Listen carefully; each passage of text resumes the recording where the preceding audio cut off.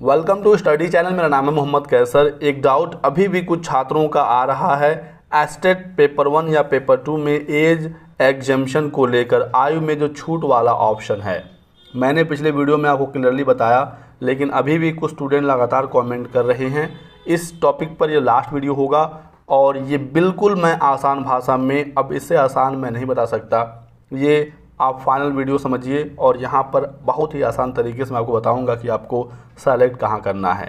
ठीक है, देखिएगा एस्टेट पेपर 1 के लिए यदि आप यहाँ पर सेलेक्ट कर रहे हैं, तीनों में से कहाँ क्लिक करना है ये देखिएगा, और सेम ऐसे ही आप एस्टेट पेपर 2 में भी कर पाएंगे। ठीक है, जैसे ही हमने यहाँ पर सेलेक्ट किया एस्टेट पेपर 1 9th 10th के, यहाँ पर आपके सामने 3 ऑप्शन आएंगे और ये तीनों ऑप्शन आप देखेंगे। पहला है 4 साल की छूट मिलेगी आयु में, अपर एज लिमिट में, यदि आपने estate paper 1 Hindi, English, science, math, social science, Sanskrit या उर्दू से दिया है। अब आपको दोस्तों ये 4 साल की छूट पर ध्यान नहीं देना है, आपको विषय पर ध्यान देना है। यदि आपने estate paper 1 Hindi, English, science, math, social science, Sanskrit या उर्दू से दिया है, आपको पहले वाले ऑप्शन पर क्लिक करना होगा।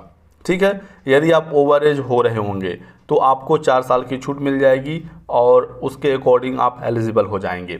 यदि आप ओवर एज नहीं हो रहे हैं, जो अपर एज लिमिट है उससे कम ही आपका एज है, ठीक है, तो भी आपको यहीं पर क्लिक करना है, क्योंकि आपके विषय ये वाले हैं।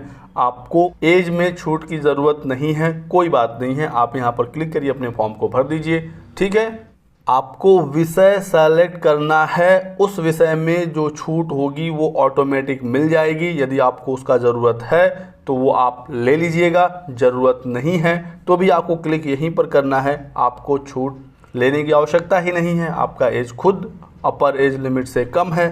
मैं ऐसा इस वजह से कह पा रहा हूँ क्योंकि जो तीसरा ऑप्शन था, पहले यहाँ पर सिर्फ अन्य लिखा था। जब अन्य लिखा था तो बहुत सारे स्टूडेंट को कन्फ्यूज़न हो रहा था कि 4 साल वाला ये छूट है, 10 साल वाला ये छूट है, और यदि हमको छूट नहीं चाहिए तो हम अन्य पर क्लिक कर लें। लेकिन अब यहाँ पर अन्य के आगे विषय आ गया है, यानी कि हमें यहाँ पर विषय ही सेलेक्ट करना है।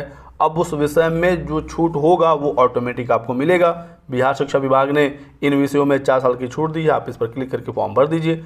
और यदि आपका एस्टेट पेपर 1 में Arabic, Persian, Bangla, physical education या मैथिली है, ऐसे में आपको यहाँ पर क्लिक करना है और इन विषयों में 10 साल की छूट मिल रही है। तो यदि आपको इस 10 साल की आवश्यकता है तो बेहतर है, आप यहाँ पर क्लिक करिए, फॉर्म को भर लीजिए। यदि आप ओवर एज हो रहे थे तो आपको मौका मिल जाएगा, 10 साल एक बहुत बड़ी छूट मिल रही है। लेकिन यदि आपको इस छूट की आवश्यकता नहीं है तो भी क्लिक तो आपको यहीं पर करना है, फॉर्म आपको यहीं पर क्लिक करके भरना है। यदि आपने इन विषयों से एस्टेट पेपर 1 का एग्जाम दिया है, छूट की आवश्यकता नहीं है तो आप छूट मत लीजिए, लेकिन क्लिक आपको यहीं पर करना होगा।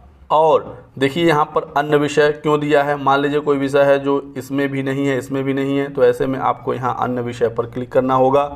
हालांकि आपको सभी विषय इन्हीं दोनों में से मिल जाएंगे, तो आप इनमें से कोई एक ऑप्शन सेलेक्ट कर लीजिएगा। ठीक है, ऐसे ही सेम एस्टेट पेपर 2 में भी होगा।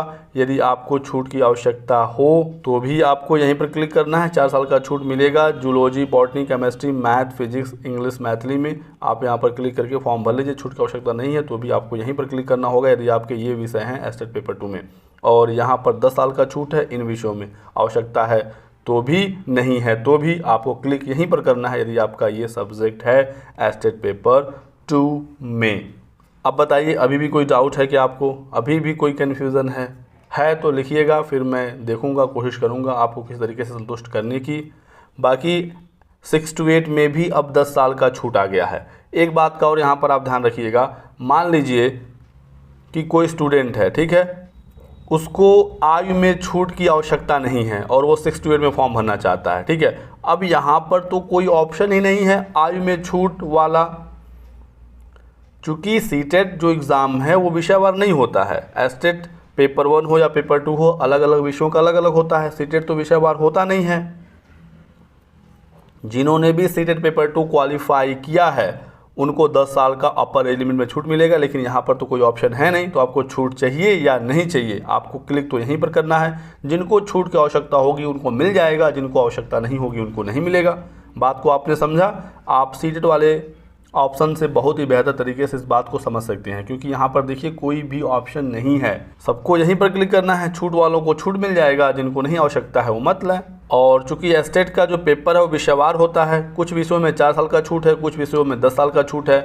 अब उस विषय में 10 साल का छूट दिया गया है बिहार सरकार के द्वारा, जिसका एस्टेट का एग्ज़ाम 2019 में नहीं हुआ था। चूँकि इसमें हुआ ये कि पिछला जो एस्टेट हुआ वो 2019 में हुआ, ठीक है, और सभी विषयों का पेपर नहीं हुआ। जिनका नहीं हुआ उसमें 10 साल की छूट है, जिनका हुआ उसमें 4 साल की छूट है। बात को आपने समझा।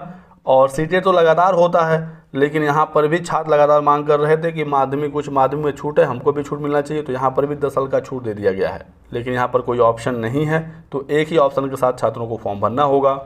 हालांकि सीटेट में एक विषय आप चूज करते हैं 60 नंबर के लिए, मैथ, साइंस या सोशल साइंस, लेकिन बस ये 2 ही ऑप्शन होता है। विषयवार तो सीटेट होता नहीं है, आप सभी लोगों को पता है। 2 लैंग्वेज, 1 CDP, पेपर 2 की बात कर रहा हूँ, और 60 नंबर का मैथ, साइंस या फिर सोशल साइंस। तो यही कुछ जानकारी आप लोगों को देनी थी। मैंने पहले भी बताया था, पहले वीडियो में भी कहा था कि आप अन्य पर मत क्लिक करिएगा, आप अपने विषय के हिसाब से फॉर्म भरिएगा, आपको रिलैक्सेशन चाहिए या नहीं चाहिए, ठीक है। वही चीज़ आज क्लियर हुई है, क्योंकि यहाँ पर अब अन्य विषय लिख कर आ गया। चूँकि यहाँ पर कन्फ्यूजन काफ़ी ज़्यादा हो गया था, तो BPSC ने इसमें थोड़ा सा अपडेट कर दिया कि आप समझ सकें कि हम यहाँ पर सब्जेक्ट ही चुन रहे हैं। अब उस सब्जेक्ट में जो एग्जम्पशन है एज में, वो आपको ऑटोमेटिक मिल जाएगा, ठीक है। तो ये जानकारी देनी थी। वीडियो को लाइक करिएगा, चैनल को सब्सक्राइब कर लें और हमारे साथ बने रहें। Thanks for watching.